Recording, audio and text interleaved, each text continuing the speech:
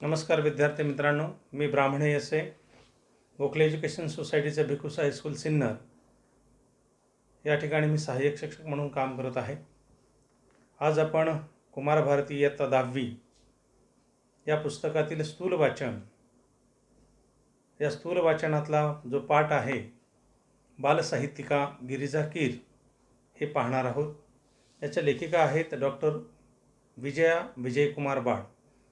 ह्या BSc BEd आहेत, MA PhD आहेत. त्यांचे 124 पुस्तके प्रसिद्ध आहेत. प्रसिद्ध लेखिका आहेत व बालसाहित्यिका आहेत.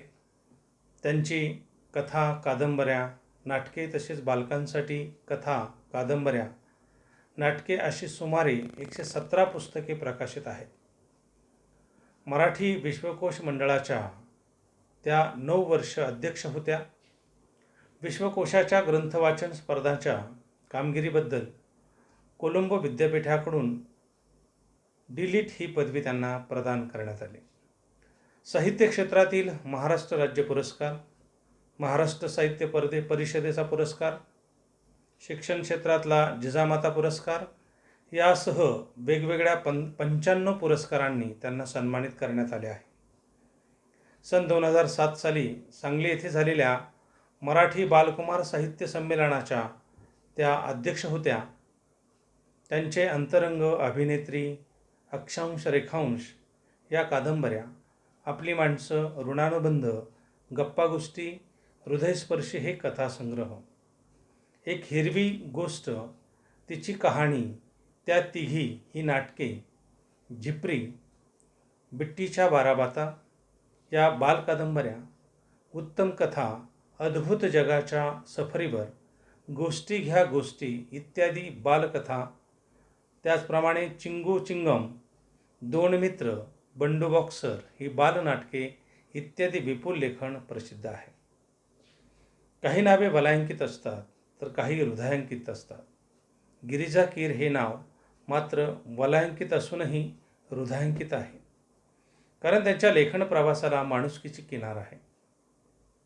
दैनिक मासिके, नियतकालिके, पुस्तके, आकाशवाणी, दूरचित्रवाणी अशा सर्व माध्यमातून लीलया संचार करणाऱ्या, उत्तम कथाकथनाने मने जिंकणाऱ्या या लेखिका प्रस्तुत पाठातून गिरिजा कीर यांच्या नाटिका, चरित्रे, कथासंग्रह, बालसाहित्य यांची डॉक्टर विजया बाळ यांनी रसस्वादाच्या अंगाने ओळख करून दिली आहे. एखाद्या साहित्यकृतीकडे बघण्याचा आस्वात्मक दृष्टिकोन विकसित होण्याच्या उद्देशानं प्रस्तुत पाठ समाविष्ट करण्यात आला आहे. विद्यार्थी मित्रांनो, लेखिकेच्या परिचयामध्ये आपण रसास्वाद हा शब्द वाचलेला आहे. रसास्वाद म्हणजे काय हे थोडक्यात या ठिकाणी विशद केलेलं आहे. आपल्याला एखादी गोष्ट आवडली किंवा आवडली नाही तर त्या आवडीनिवडीचे विश्लेषण आपल्याला करता यायला हवं. त्या गोष्टीच्या चांगल्या गुणांची किंवा तिच्यातील दोषांचं विवेचन करत असताना ते सुद्धा आपल्याला करता यायला हवं. एखादं पुस्तक तुम्हाला खूप आवडलं तर त्यातल्या कोणत्या गोष्टी आवडल्या हे मांडणे म्हणजे रसास्वाद होय. एखादी गोष्ट आवडण्याचे वा न आवडण्याचे चिकित्सक अभ्यासपूर्ण विश्लेषण म्हणजे समीक्षा होय. कोणत्याही साहित्यकृतीची, कलाकृतीची समीक्षा करण्याची पहिली पायरी म्हणजे त्या कलाकृतीचा, साहित्य कृतीचा रसास्वाद घेणे. कोणत्याही कलाकृतीचा आस्वाद घेताना काही मुद्दे लक्षात घेणं आवश्यक आहे. ते मुद्दे खालीलप्रमाणे आहेत. पहिला मुद्दा आहे, पुस्तकाचा वाङ्मय प्रकार कोणता आहे. 2. पुस्तकातील व्यक्तिरेखा आणि त्यांच्या स्वभावातील भारावून टाकणारे विशेष. 3. व्यक्तिरेखा सहजपणे फुलल्या की बारकावे कृत्रिमतेने टिपले आहेत. 4. कथानक आकर्षक व उत्कंठावर्धक आहे का. 5. काव्यसंग्रह असल्यास कवितांचे भावसौंदर्य, विचारसौंदर्य व अर्थसौंदर्य कशातून जाणवते. 6. लेखकाची भाषाशैली कशी आहे. 7. पुस्तकाची सुरुवात व शेवट आकर्षक आहे का. आणि 8. पुस्तकातून मिळणारे चिरंतन मूल्य, संदेश, उपदेश तसेच कथानक व त्यातील आशय आणि कथानकाचा विषय या सर्वांच्या मनावर एकत्रित परिणाम होतो का, या सर्व गोष्टी रसास्वादातून पाहायच्या असतात. विद्यार्थी मित्रांनो, आपण एखादी पुस्तक वाचलं किंवा एखादा चित्रपट पाहिला तर त्यामध्ये असणारे जे काही पात्र आहेत ते पात्र कशा प्रकारे साकारलेले आहेत, त्याचप्रमाणे ते मनाला किती भावलेले आहेत, ह्या सर्व गोष्टी आपल्याला ज्यावेळेस आपण पुन्हा एखाद्याला सांगण्याचा प्रयत्न करतो आणि ह्या गोष्टी त्यांना पटवून देण्याचा प्रयत्न करतो, त्या गोष्टीला रसास्वाद असं म्हणतात. आणि हे रसास्वादाच्या दृष्टिकोनातून गिरिजा कीर हे बालसाहित्यिका जे आहेत त्यांचा पाठाचं लेखन करताना डॉक्टर विजया वाड यांनी या ठिकाणी रसास्वाद घेतलेला आहे. आणि हा रसास्वाद कशा प्रकारे घेतलेला आहे या पाठातून आपण पाहणार आहोत. आज मी गिरिजा कीर यांच्या बालसाहित्याबाबत लिहिणार आहे. विपुल साहित्य निर्मिती करून गिरिजाबाईंच्या लेखनात तोचपणाचा दोष अभावानेही आढळत नाही, हे त्यांचे सर्वात मोठे यश आहे. त्यांची नाटुकली आपण वाचली तर आपल्या असं लक्षात येईल की चमत्कार, अद्भुत रम्यता या साऱ्यांपेक्षा बाईंना दैनंदिन जिव्हाळ्याचे प्रश्न खूप महत्त्वाचे वाटतात आणि तेही बालकांच्या विश्वातले. या ठिकाणी लेखिका गिरिजा कीर सांगतायत की गिरिजा कीर जे आहेत, डॉक्टर विजया वाड सांगतात की गिरिजा कीर यांच्या बालसाहित्याचं जे वैशिष्ट्य आहे ते या ठिकाणी त्यांनी सांगितलेलं आहे की विपुल साहित्य निर्मिती करूनसुद्धा गिरिजाबाईंच्या लेखनामध्ये तोचपणा जो आहे तो अभावाने, म्हणजे त्या ठिकाणी तोचपणा दिसत नाही, हा दोष तिथं आढळत नाही. त्याचप्रमाणे त्यांची नाटुकली त्या आपण जर वाचली तर त्याच्या असं लक्षात येईल की चमत्कार, अद्भुत रम्यता ह्या साऱ्यांपेक्षा बाईंना दैनंदिन प्रश्न जे आहेत ते जिव्हाळ्याचे वाटतात आणि ते खूप महत्त्वाचे वाटतात आणि तेही बालकांचे प्रश्न. त्यांच्या काही बालनाटिकांकडे लेखिका आपलं लक्ष वेधू इच्छितात. इटुकली पिटुकली नाटुकली या त्या संचात आमच्या आपल्या गप्पा टप्पा, चला खेळू नाटक, साळुंकीची कहाणी, गेले गेले या बालनाटिका 9 ते 12 या वयोगटासाठी आहेत. तर नीला राणीचा दरबार आणि मी कोण होणार या नाटिका बालवर्गासाठी आहेत. मला बालवर्गासाठी असलेल्या बालनाटिकांचे विशेष महत्त्व वाटते. लेखिकेला या ठिकाणी बालसाहित्याचे किंवा बालनाटिकांचे विशेष महत्त्व वाटते कारण हा प्रांत पूर्णतः दुर्लक्षित असा आहे. पुण्याच्या रजनी परांजपे या वयोगटासाठी साधीसोपी जोडाक्षरे विरहित पुस्तके प्रकल्प म्हणून तयार करून घेतात. त्यांच्या या स्तुत्य प्रयत्नाला गिरिजाबाईंची ही बालनाटके साथच देतात. या ठिकाणी पुण्याच्या रजनी परांजपे ज्या आहेत त्या बाल वयातील मुलांसाठी साधी सोपी जोडाक्षरे विरहित पुस्तके प्रकल्प म्हणून तयार करतात आणि ह्या प्रकल्पाला, त्यांच्या या स्तुत्य प्रयत्नाला गिरिजाबाईंची ही बालनाटके साथच देत असतात. मला विशेष आवडलेल्या एका बालनाटिकेचा उल्लेख करते. लेखिकेला जी बालनाटिका आवडलेली आहे तिचा उल्लेख या ठिकाणी लेखिका करत आहे. नाव आहे एक अर्ज आहे बाप्पा. सुजाता आणि सदानंद यांच्या घरात घडणारी ही गोष्ट. घरातली मोठी माणसं बाहेर गेली आहेत आणि अशा वेळी छोटी मुलं महत्त्वाचा विचार विनिमय करत आहेत. मुलांसाठी कोणता प्रश्न इतका निकडीचा असतो तर आई बाबा शेजारी या मोठ्यांचं बॉसिंग त्यांना सहन होत नाही. पण हे सांगणार कुणाला? मग सर्वांना वाटतं की आपल्या तक्रारीचा पाढाच वाचू अर्जात आणि हा अर्ज चक्क बाप्पापुढे ठेवूया. देव नक्की प्रसन्न होईल.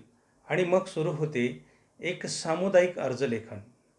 इथे लेखिकेने काय छान तक्रारी मांडल्यात. आईची सिफॉनची साडी नेसायला मिळालीच पाहिजे, बरफ का गोला खाण्याची आजादी पाहिजे, भेळ खायला मिळायलाच हवी. मधू, भाऊ, विनया ही मित्रमंडळीच कशी बाप्पाचं रूप घेऊन येतात आणि एकमेकाशी कशी भांडू लागतात त्या प्रसंगात गंमत आली आहे.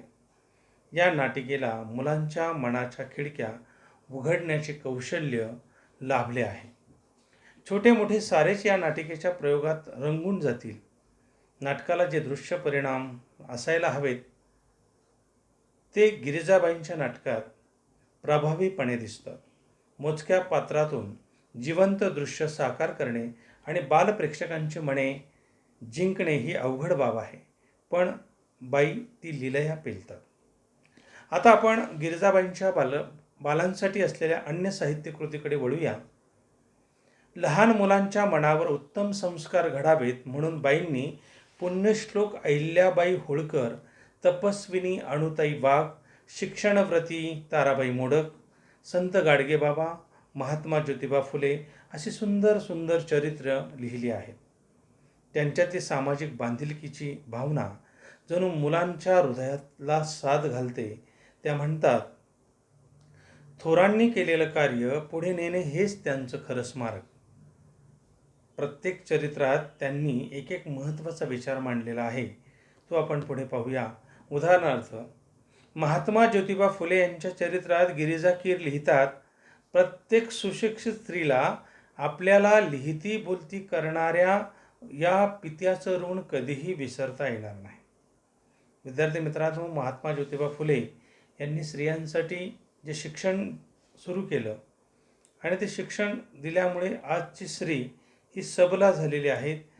स्त्रीला शिक्षण मिळाल्यामुळे ती सर्व क्षेत्रामध्ये अग्रक्रमी आहे आणि ह्या पित्याचं ऋण त्यांना कधीही विसरता येणार नाही. त्यानंतर त्यांनी ताराबाई मोडक यांचं सुंदर उदाहरण दिलेलं आहे. ताराबाई मोडक ह्या शिक्षणव्रती स्त्रीबद्दल लिहिताना त्या म्हणतात, माणसं ओळखून त्यांचा योग्य कामाला उपयोग करणं ही ताराबाईंची खासियत. ताराबाई मोडक ह्या आदिवासी भागामध्ये मुलांना शिक्षण देण्याचं काम करत होत्या. आदिवासीचा भाग जो आहे तो शिक्षणापासून पूर्णतः वंचित आहे, कारण त्यांच्या ज्या मूलभूत गरजा आहेत त्या मिळवण्यासाठीच त्यांना रात्रंदिवस झगडावं लागतं. त्यामुळे शिक्षण काय आहे, कशा प्रकारे असतं हे त्यांना काही जाणीव नसते. परंतु ताराबाई मोडक यांनी त्यांच्यातील ह्या गोष्टी ओळखून त्यांना शिक्षण देण्याचं काम केलेलं आहे. आणि म्हणून या ठिकाणी ताराबाईबद्दल लेखिका म्हणतात की माणसं ओळखून त्यांचा योग्य कामाला उपयोग करणं ही ताराबाईची खासियत आहे.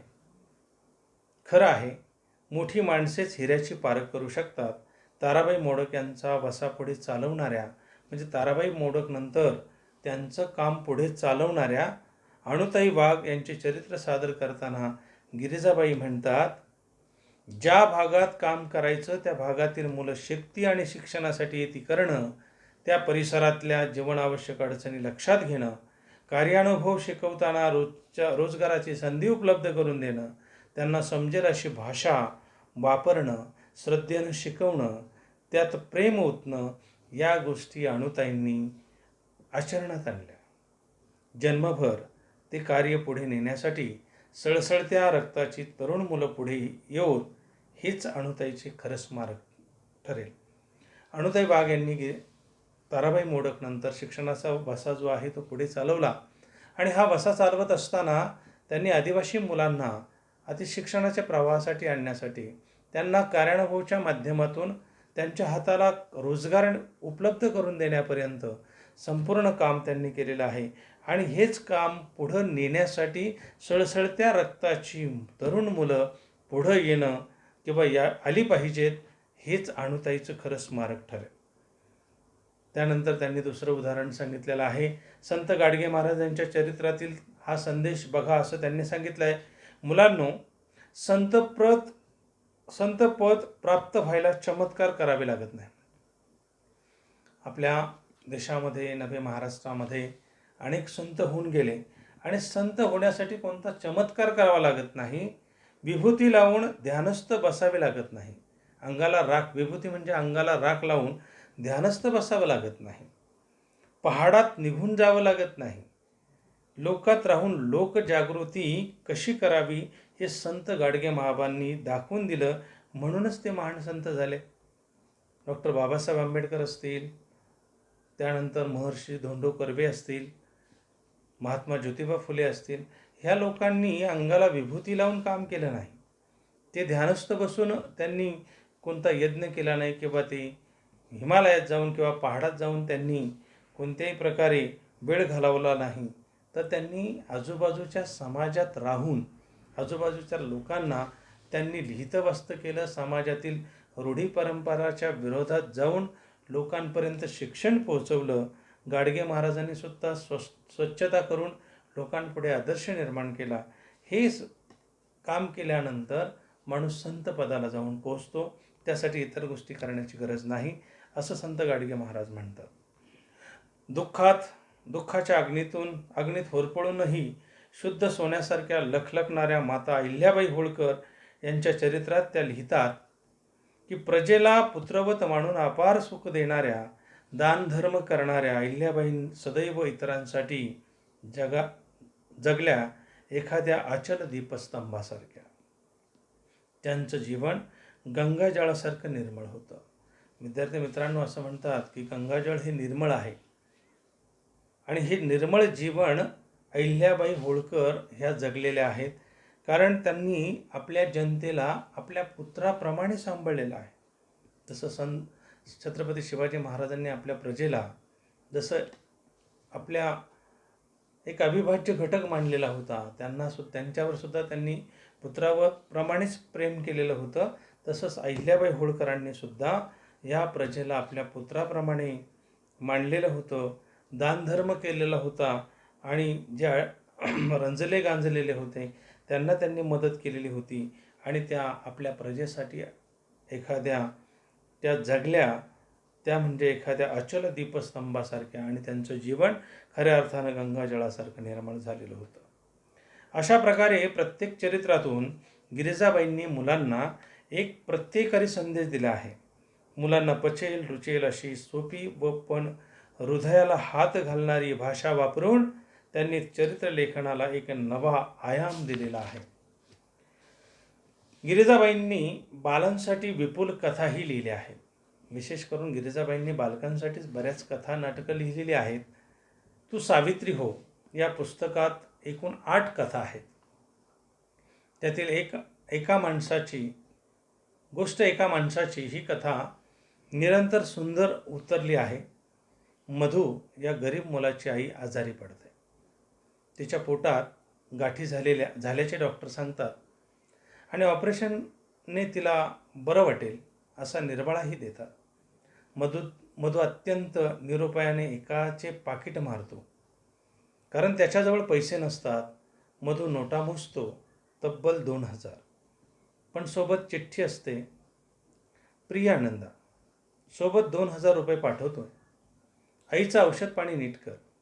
मी येत नाही, तेवढेच पैसे वाचतील, आईच्या उपयोगी पडतील. खाली पत्ता. या पत्राने मधूचे डोळे उघडतात. तो पत्ता शोधत त्या माणसाकडे जातो. त्या माणसाने आपल्या आईच्या आजारपणासाठी ते पैसे ठेवलेले असतात. मधू आपल्या वाईट कृत्याची कबुली देतो, पण तो मनुष्य ते पैसे मधूला परत करतो. आजच आई गेल्याची तार आली. आता मी या पैशाचं काय करू? तुला हे पैसे कामी येतील. तुझी आई बरी झाली तर माझीच आई बरी झाली असा आनंद मिळेल मला. मोठ्या मनाचे हे दर्शन विस्मयचकित करणारे आहे. फुलं फुलवणारा म्हातारा या पुस्तकातील याच नावाची पहिली कथा मोठी सुरेख आहे. या कथेत खूप चमत्कार असले तरी मूळची ही जपानी कथा खिळवून ठेवते. सुंदर स्वैर अनुवादाचे उत्तम उदाहरण म्हणून तिचा उल्लेख करता येईल. अशा अनेक कथा या ठिकाणी गिरिजा केर यांनी बालसाहित्यातून दिलेल्या आहेत. बालकादंबरी हे कथेच्या पुढचे पाऊल. गिरिजाबाईंचा झंप्या द ग्रेट खरोखरीच ग्रेट आहे. महाचळवळ्या वळवळ्या बघावं तेव्हा नसत्या उद्योगात घडलेला झंप्या बघता बघता बालवाचकांचा लाडका होऊन जातो. आग लागली असे वाटून आगीचा बंब बोलवण्याचे प्रकरण त्या कथेत रंगले आहे. येडबंबू ढब्बू ही बालकादंबरी मनोरंजक आहे.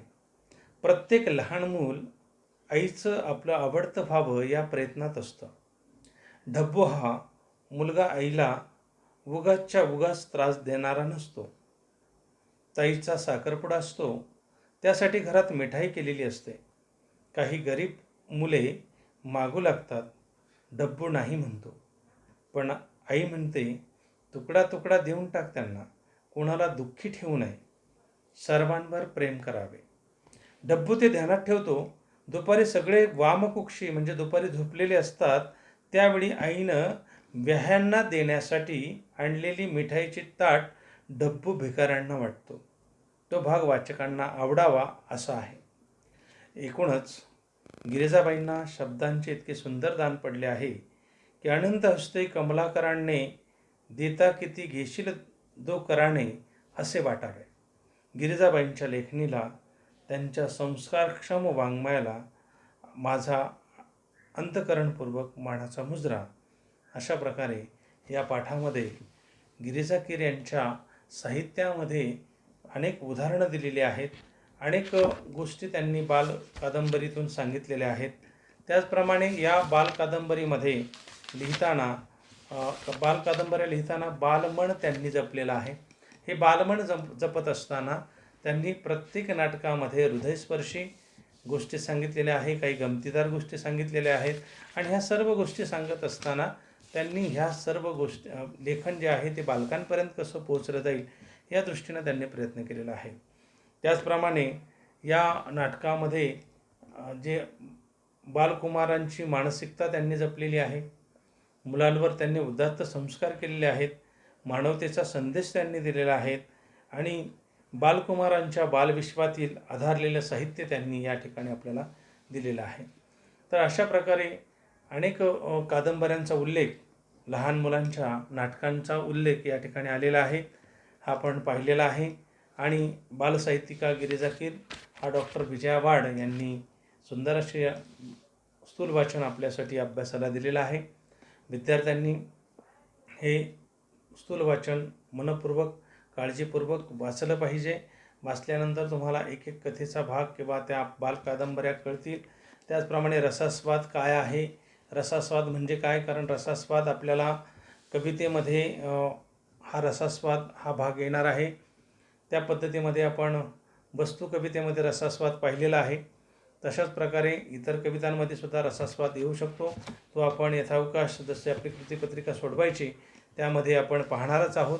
परंतु या बालसाहित्यिका गिरिजा कीर यांचं स्थूल वाचन जे दिलेले आहेत त्यामध्ये जी कृतीपत्रिका आहे ती कृतीपत्रिका आपणाला सोडवायची आहे. त्याच्यामध्ये आकृत्या पूर्ण करा. साहित्यिका गिरिजा कीर यांच्या साहित्याचे वैशिष्ट्य कोणते आहे, तर कथा आणि चरित्र यामध्ये कोणकोणती वैशिष्ट्ये दिलेली आहेत ती आपल्याला द्यायची आहेत. त्याचप्रमाणे टिपा लिहा. हा प्रश्न एकत्रित अ आणि आ आकडा परीक्षेमध्ये येऊ शकतो आणि स्थूल वाचनामध्ये आपल्याला हा लिहायचा आहे. गिरिजा कीर यांच्या बालनाटिकांचे विशेष काय आहे ते याच्यामध्ये दिलेलं आहे. स्थूल वाचनामध्ये ते आपण बारकाईने वाचायचं आहे. त्या खालील प्रश्नांची उत्तर सोडवायची आहेत. त्यानंतर एडबंबू डब्बू या गिरिजा कीर यांच्या बालकादंबरीतील विनोद कोणकोणते आलेले आहेत आणि ते विनोद कशा प्रकारे साकारलेले आहेत. त्यामध्ये असणारा जो डब्बू नावाचा जो मुलगा आहे तो कशा प्रकारे भिकाऱ्यांना मिठाई वाटतो हे विनोद त्या ठिकाणी आलेला आहे. त्यानंतर तिसरा प्रश्न दिलेला आहे, मधूचे कृत्य संवेदनशील मनाचे उत्तम उदाहरण आहे. या विधानाबाबत तुमचा अभिप्राय स्पष्ट करा. मधूचं कृत्य संवेदनशील मनाचे उत्तम उदाहरण कसं आहे, कारण त्याने जे पाकिट चोरलेलं होतं त्यामध्ये जो पत्ता होता त्याच्यामध्ये असणारे पत्र त्यांनी चिठ्ठी वाचली आणि त्याच्यामुळे त्याच्या मनावर कसा परिणाम झाला याच्यावर तुमचा अभिप्राय द्यायचा आहे. त्यानंतर साहित्यकृतीचा आस्वाद घेताना लक्षात घ्यावायचे मुद्दे तुमच्या शब्दामध्ये लिहायचे की साहित्यकृतीचा आस्वाद म्हणजे रसास्वाद घेताना कोणकोणते मुद्दे लक्षात घ्यायचे आहेत. तर पाठाच्या सुरुवातीलाच जे 8 मुद्दे दिलेले आहेत ते स्पष्ट करायचे आहेत. तर अशा प्रकारे हा संपूर्ण कृतीपत्रिका सोडवायची आहेत. आपण सर्वांनी या ठिकाणी छानपणे हा कृतीपत्रिका सोडवायची आहे आणि पुढील पाठ आपण पाहणार आहोत. धन्यवाद.